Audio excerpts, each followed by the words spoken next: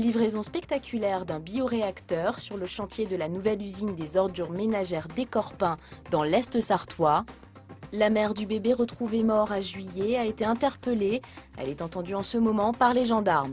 Une enquête du FC Que Choisir Sarthe pointe du doigt les méthodes employées par la grande distribution pour faire souscrire des crédits à la consommation. Et puis débat politique autour de l'implantation de l'Envol, la statue de Wilbur Wright. C'est ce qu'on appelle le système D pour soulever les câbles électriques qui gênent ce convoi exceptionnel. Les outils sont parfois tout simples.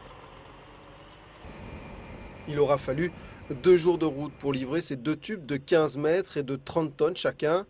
Destination, le chantier de la nouvelle usine de traitement des ordures ménagères d'Écorpin dans l'Est sarthois. C'est la dernière grosse pièce de ce chantier débuté en juillet dernier. On l'appelle le BRS, le bioréacteur et stabilisateur. Si on compare à un humain, c'est la partie estomac.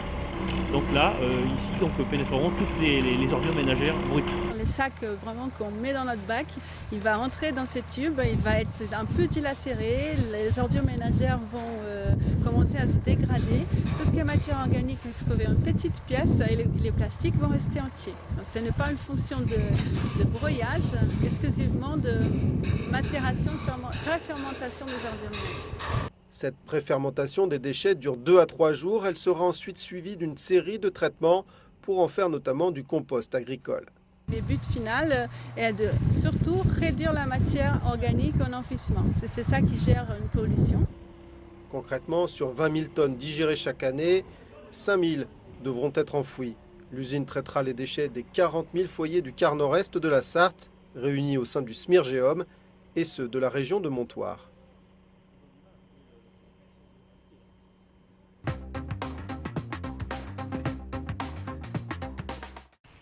L'enquête avance dans l'affaire du bébé retrouvé mort lundi soir dans cette propriété de Juillet.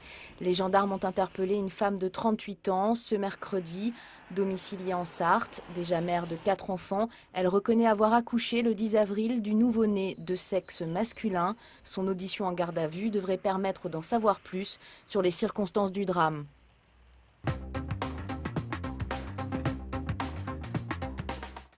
Ce que l'enquête du FC Que Choisir pointe du doigt, ce sont bien les méthodes de vente des crédits à la consommation. Un exemple édifiant, aucune grande surface visitée par les enquêteurs ne vérifie la solvabilité des souscripteurs de crédit. Dans les banques, c'est leur travail de vendre du crédit renouvelable. Le vendeur d'Auchan, le vendeur de Leclerc, le vendeur de Carrefour, c'est pas un spécialiste du crédit. Il vend des crédits, mais en réalité, c'est pas sa spécialité. C'est pour ça que le crédit renouvelable, c'est un crédit dangereux sur les lieux de vente. Par contre, en banque, dans les banques, ça me paraît normal. Depuis 1 an, la loi Lagarde est censée encadrer la pratique. Dans les faits, près d'un consommateur sur 2 souscrit un crédit sans avoir connaissance des taux d'intérêt exacts, bref, de ce que l'opération va lui coûter au final.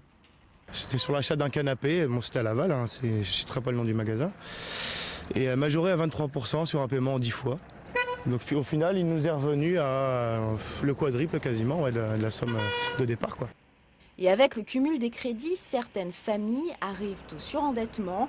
En 2011, 2500 dossiers de surendettement ont été constitués en Sarthe. Le phénomène prend de plus en plus d'ampleur. La plupart des dossiers de surendettement qui sont dus à une consommation un petit peu excessive, dans ces dossiers de surendettement, on constate qu'il y a en moyenne 4 crédits à la consommation. Qui dit crédit à la consommation dit aussi carte de fidélité. L'UFC Que Choisir demande l'interdiction de ces cartes quand elles sont associées à un crédit. C'est pousser les gens justement à consommer l'argent qu'ils n'ont pas aujourd'hui, puisque finalement derrière c'est que des arnaques. Des fois même pour les anniversaires, on reçoit des petits SMS comme qu'on a moins 50% sur le deuxième article, donc oui c'est tentant. On est tellement un peu harcelé à ce niveau-là que je préfère rester sur la défensive et avoir le moins de cartes possible. La question reste sensible, aucune enseigne interrogée aujourd'hui n'a souhaité répondre à nos questions.